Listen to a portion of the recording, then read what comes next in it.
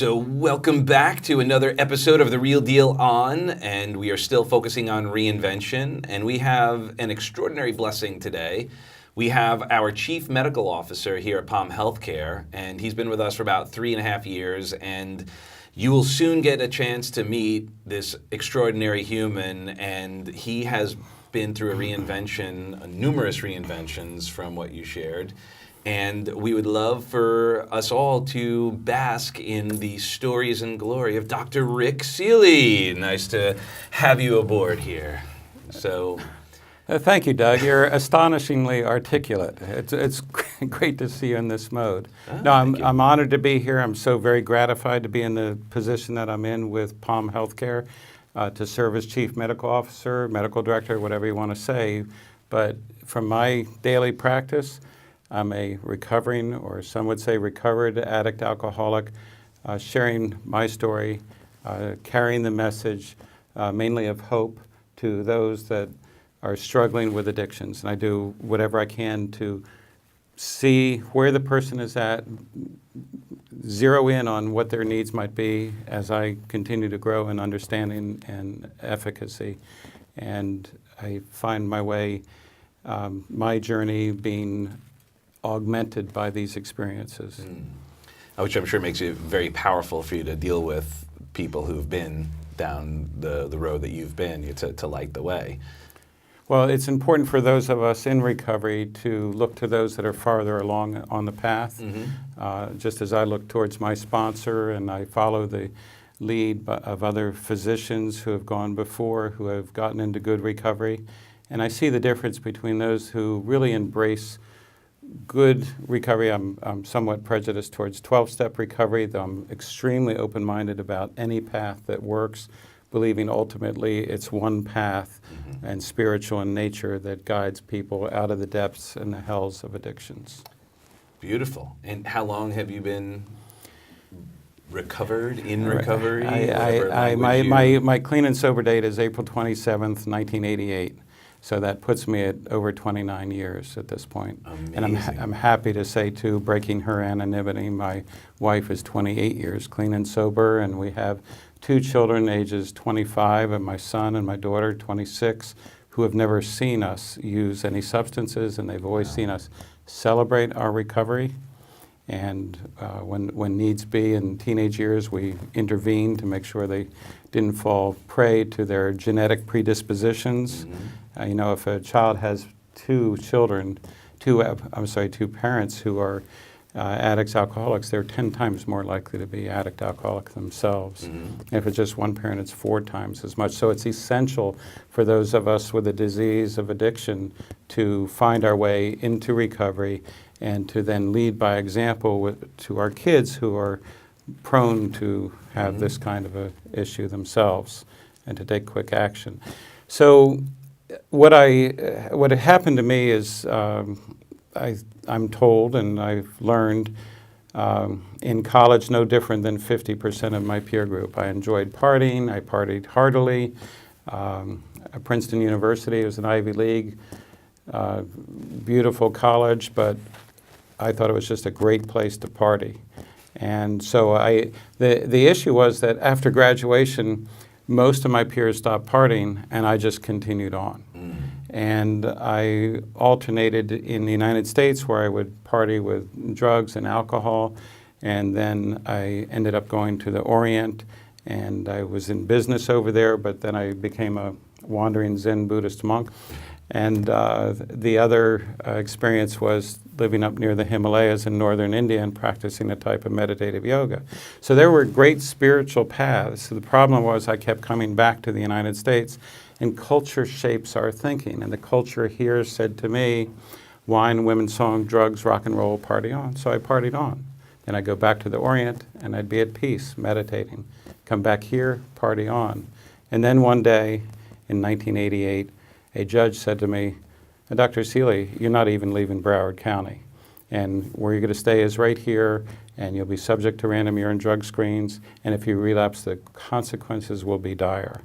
And that forced me to stop the playtime and to turn and face what had always been calling to me was the spiritual path. And I had a chance then to settle down and found my way home via the 12 steps. To me, the 12 steps have been essential, and to me, that's the program of recovery. It's not just getting to meetings, but it's actually having a sponsor and working those steps makes a difference. And as I said, there's other paths. It's not the only way. Well, and there's only so many ways to draw a square. So what's successful in the 12-step program, if whatever path you're choosing is successful, they'll likely have many of the same spiritual principles anyway. The same ingredients are used by the cook, yes. Right.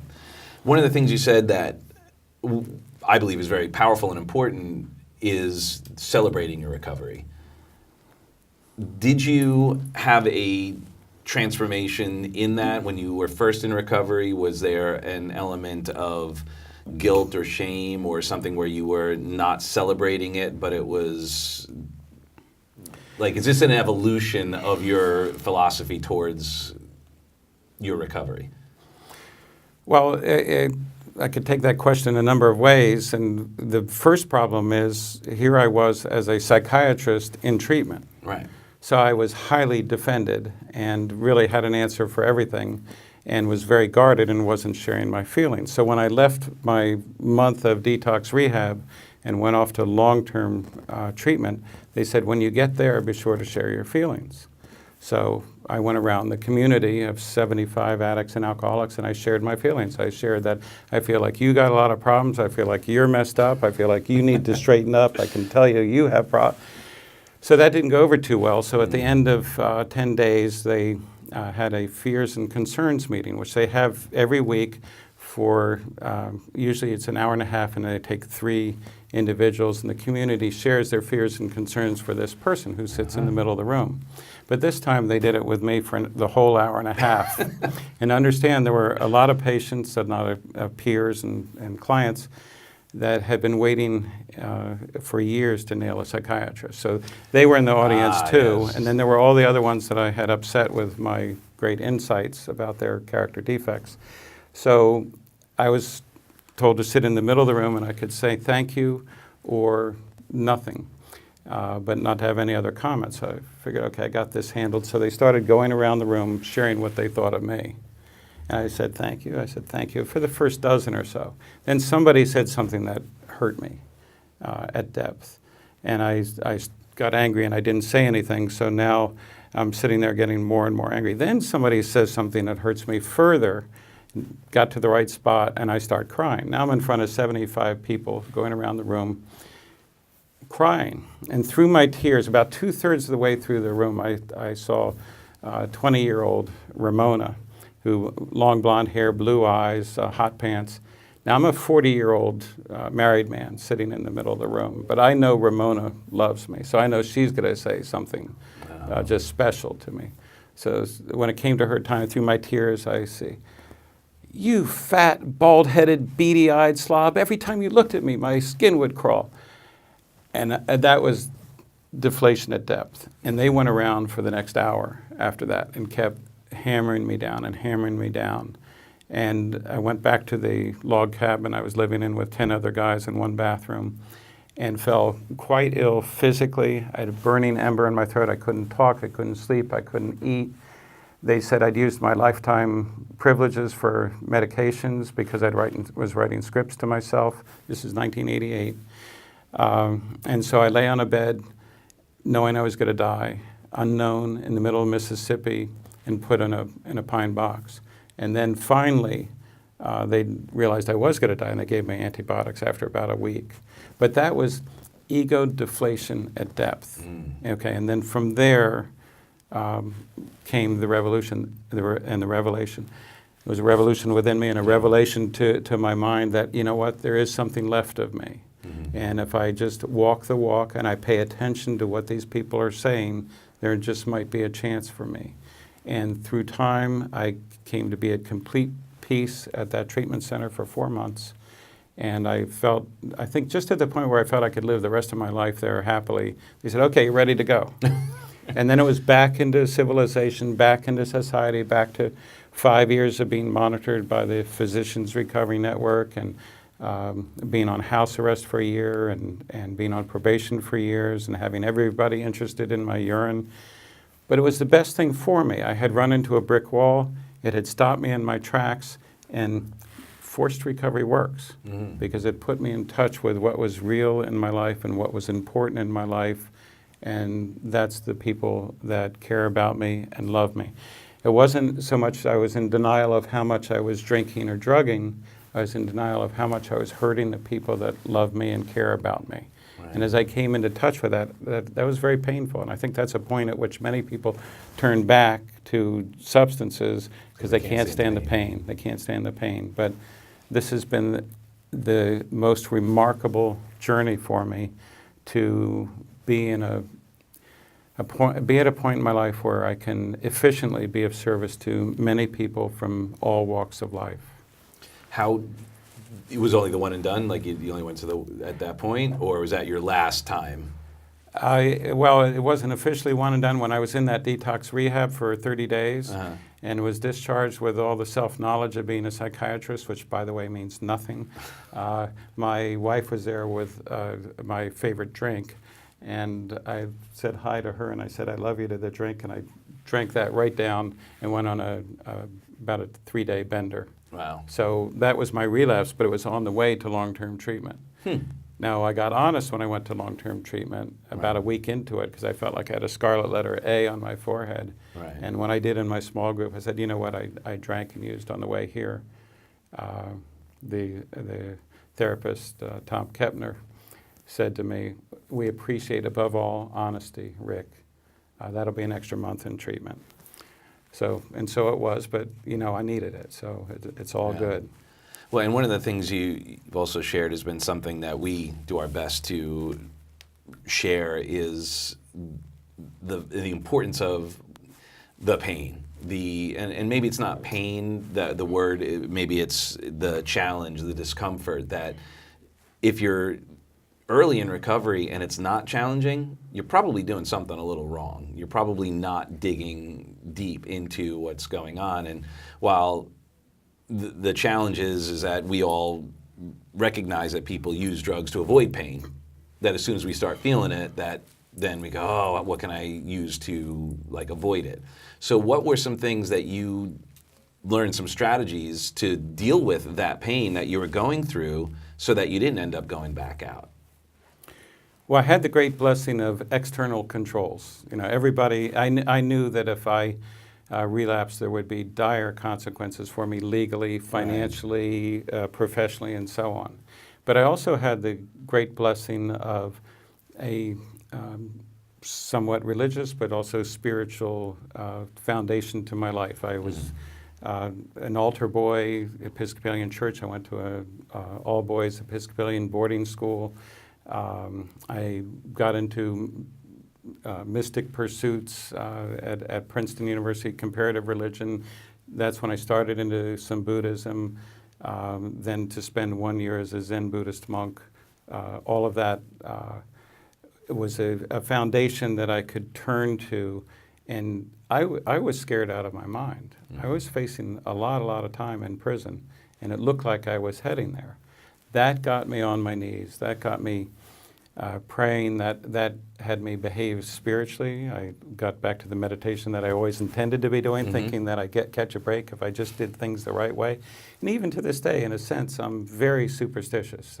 I want to only do the next right thing, followed by the next right thing, followed by the next right thing, because that's how I got out of the jam that I was in. I believe that's what worked, and now it's been 29 years of essentially doing that. And if I see myself wobbling off course at all, I get right back on course. Or if those who have sponsored me over the years see that I've gone astray, or beginning to go astray, I should say, they get right in my face. Right. And there's some pretty powerful gentlemen that I really don't have any comeback to them when they say, that's out of line. You gotta stop doing that. I live in a world where I'm carrying the message all day long in multiple sessions. I speak frequently. Right. I do things like 3 weekends ago, I led a 12-step workshop for the Addiction Health Summit in Orlando, in Florida. I learned so much from that myself. There were therapists that came that wanted to learn more about the 12 steps. There were doctors who were early in recovery that, in a sense, were strongly invited to attend that. There was an old timer there whose sponsor had been Clarence in the Big Book of AA, whose sponsor was Dr. Bob Smith. So he's sort of like channeling this guy named Jack, and he has a walker, and he's listening to all of us for about 3 hours. And he says, "Oh, no, I don't hear surrender there. It's you want to surrender to recovery." He said, because if you're only 95% surrendering, it's still a bitch. It's still hard work. But once you're 100% surrendered, it's a breeze. It all works. It all fits together. And he was helpful to me. This is an example of learning from, giving. This next weekend, I'm speaking at the Florida Lawyers Assistants Conference with all the recovering judges and attorneys on the law, the steps, and spiritual urgency. When I do those things and put myself out there, I get tremendous feedback. So Jack is sitting there in this 12-step workshop, and at the end he says, "So Rick, you brought your big book with me." I had my original big book from treatment from 1988. It's leather bound, has all cross-referenced and underlined in red and pencil and yellow and so on. He says, "Read page 25, the 2 paragraphs starting with, 'There is a solution.' And if anybody is inclined to understand what AA is about, those 2 paragraphs sum up, there's a problem, addiction, alcoholism. There's a solution, then there's those 2 paragraphs." And for me, as I'm reading it, most of the way through the first paragraph, I feel the tears coming and get sort of choked up. And then at the beginning of the second paragraph, now I know the tears are starting to form and my cheeks are getting warm, and I look around and say, well, there's nobody here that I shouldn't cry in front of. So and then by the end of the second paragraph, I'm crying. I just can't, because it talks about the miracle of recovery, about the central fact and the main fact of God in our lives. It's a reality for so many of us. And we just spent 3 hours, all of us, reflecting on what recovery has meant for us and what it means to us today. And so we were in touch with all these miracles, all these blessings that we're all so very, very grateful for. That brought us together a great deal. Another way in which carrying the message to others has been so helpful to me, I think rarely have I failed to ask of the 85,000 people or so that I've detoxed, how are you doing spiritually? Just a simple question. How are you doing spiritually?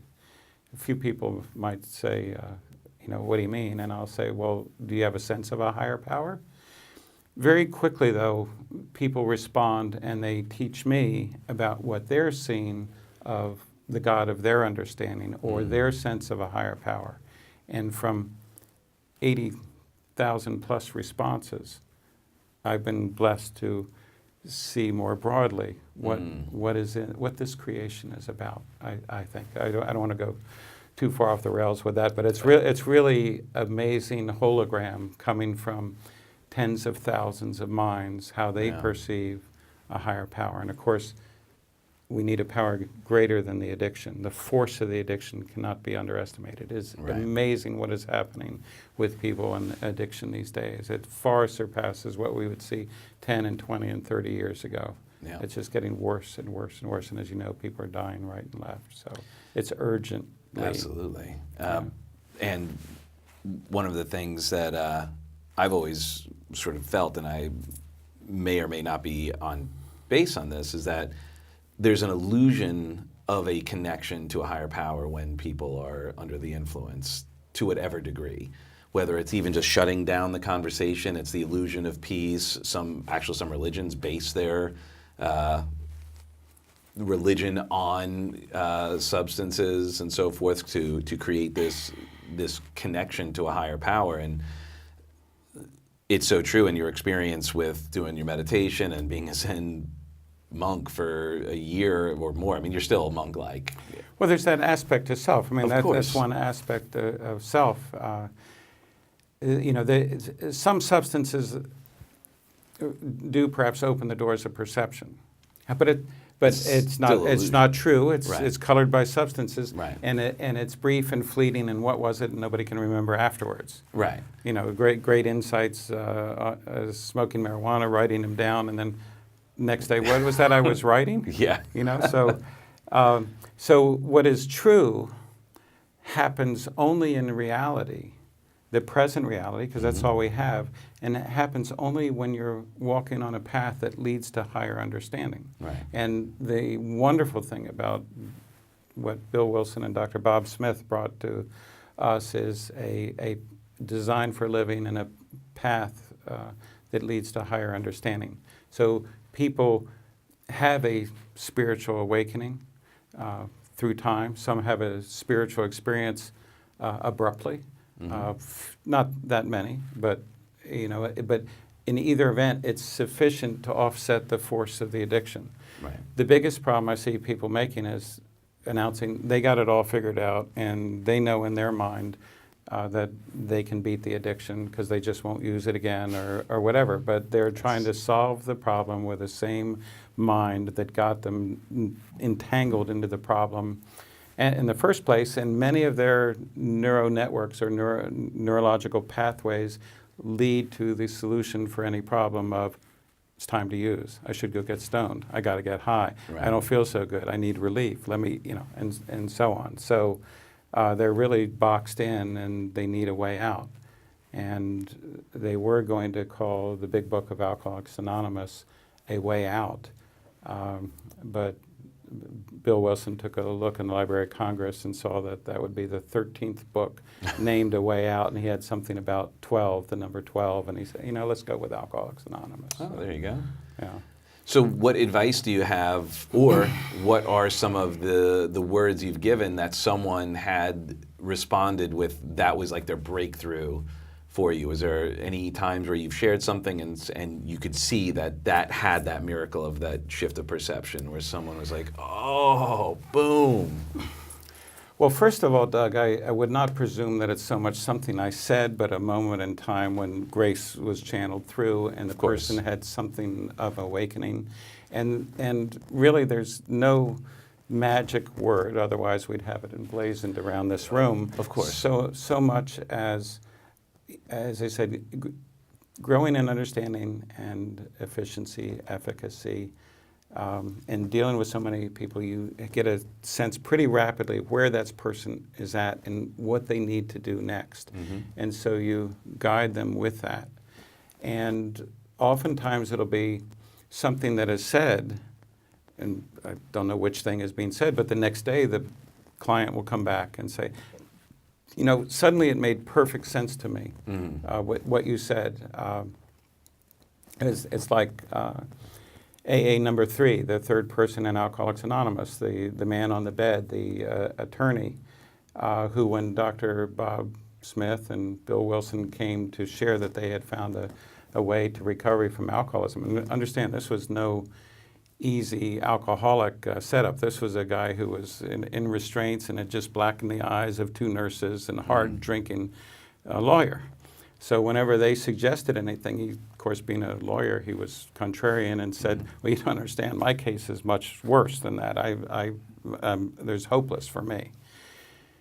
They left. They said they'd stop back tomorrow, but hope he'd give it some thought. Well, that night, during the night, he recalls how he had the sudden flash of insight that, wait a minute, if they can do it, I can do it. And at that moment, hope dawned. So, and he never looked back. He became a solid AA ever since, member of Alcoholics Anonymous. So, what might be said, whichever little thing just could tip a set of thoughts that was ready to go, and you help people along with that. What I relish so much is when I speak at a moderately large or large 12-step meeting in South Florida here. I've been around long enough that afterwards people come up and say, oh, Dr. Seeley, do you remember 15 years ago or 23 years ago when you told me blah, blah, blah? And I'm like, wow, I said that? And they said, yeah. I said, well, thanks for bringing it back to me. I forgot that, but that's really cool. Thank you. Like, Yeah. you know, you just do what you feel is the right thing right now. And how can I best be of service to this person who's struggling with addiction that I have now considerable experience in helping people? How can I share that experience, strength, and hope? How can I carry that message so that they understand that if they just choose to, at this crossroads in their life, they too can be free of the addiction. The tough thing for people to wake up to is they generally have to be just about as outrageous in their recovery as they have been in their addiction. And these days, that's pretty outrageous. The addiction in human beings it seems to me to be escalating and increasing because of those that supply the substances are finding stronger and stronger and more addicting drugs to keep themselves with enough money to get whatever they want. And sadly, I see the other impetus is it seems like people are more and more lost. I think they're still searching, but there's finding their way, and they're feeling more and more lost and worse about themselves, which then leads to wanting to alter it with an even more powerful substance, and it's a vicious cycle that without that spiritual center. And as you know, it's a progressive disease. It always gets worse. It never gets better.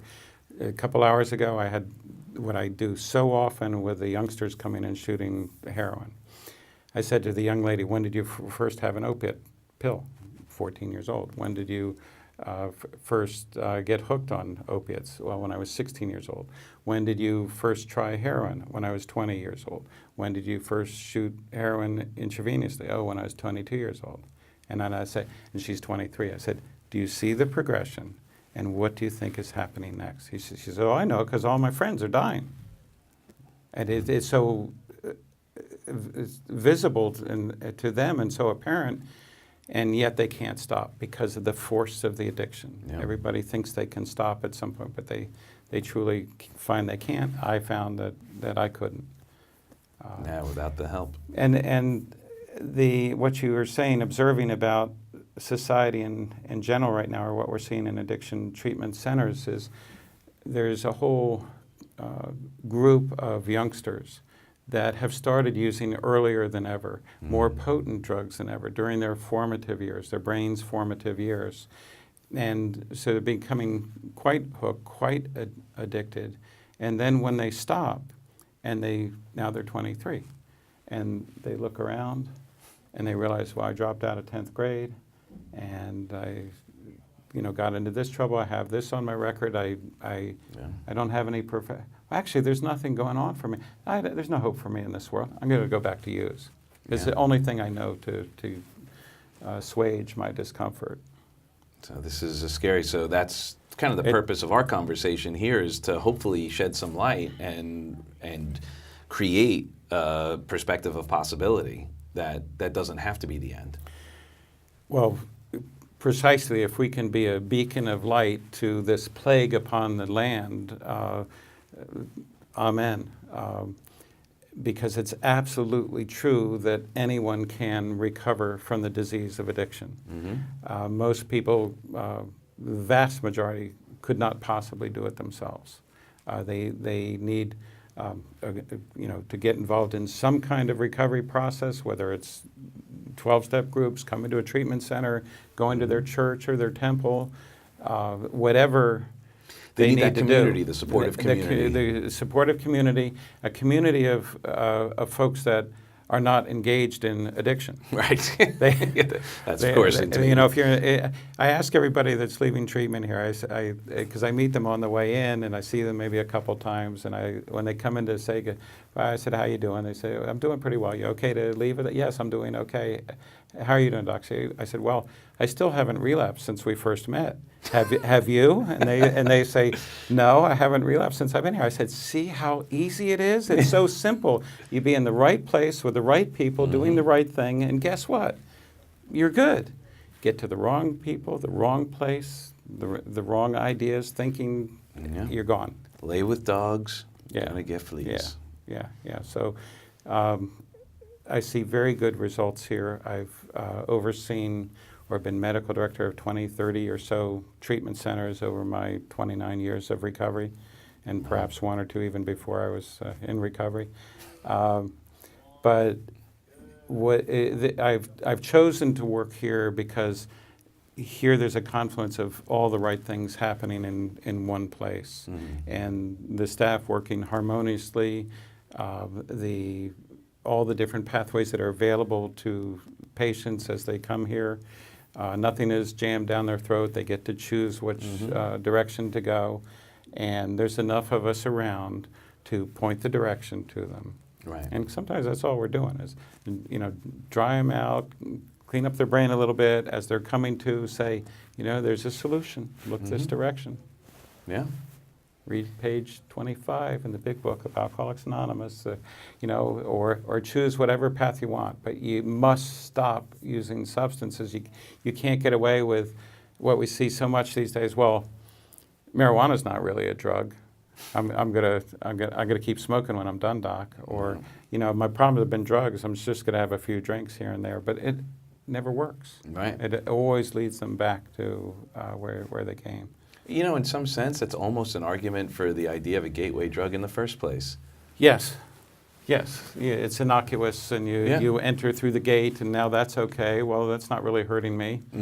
How about that little tricky pain pill that Xanny bar? After all, a doctor prescribed it, so it must be okay. Well, those are particularly okay. Yeah, especially the ones I prescribed to myself. They right. But you're feeling much better now. Yes, I am. Any final words that you'd like to bestow upon us? Well, there's infinite wisdom available in this universe, and I don't pretend to have any corner on it at all. Just, I know personally the depths of suffering from daily addiction. To me, it was so innocuous, drinking and smoking pot and doing whatever in college, but then stumbling onto other substances and addiction that just got worse and worse and worse until it exploded on me. And I was sort of bereft of any identity or sense of being or anything. But that's a great place to start from when there are people around that know exactly what you need when you're down and out like that, and there's a lot of it about, right? Amen. Amen. So I would just say, know that there is a solution. Absolutely know that there is hope, no matter how hopeless your situation is, and that there are people and communities that can help you get through this once and for all, transform your life, change your life forever for the best, and then carry the message to others and pass it on to your children. There's no greater gift. The problem is so much in addiction that we want that instant gratification. And the process of recovery is allowing our brains to heal enough so that we can feel the benefit from delayed gratification. So we're not short-circuiting everything with a substance right here today. Because some work, savings, family, love, if you focus on the love you have for each person in your life and you bring that together into a luminous orb of light and life and love, and let that be a guiding star in your life, and do what's in the highest and best interest of yourself and that light of life and love and light, you'll find your way. And some will say, what is God but love anyway? It all, in the end, it's very simple. And in addiction, in active addiction, we make it very complicated. But there's a way out. Find it. So the Beatles were right. Always. All you need is love. All you need is love. You were right so many years ago when you said, all you need is love. Yeah. After John Lennon had passed, that was George Harrison remembering him. All you need is love. And once you throw off the shackles of addiction and realize that love is around you to be had, and not through chemistry, you heal. We get better. We get out of our own way. The game changer of love. Amen. All right. Well, with that being said, we love you for who you are and who you aren't. We can't thank you enough, Dr. Seeley. And please, if you ever have any things you want to share, the stage is always yours. Well, I'm most grateful to have had the opportunity to come here and stumble through a few words and thoughts that I hope are helpful to someone. I'm sure they will be. Thank you so much. You're most welcome, Doug. Here's Okay.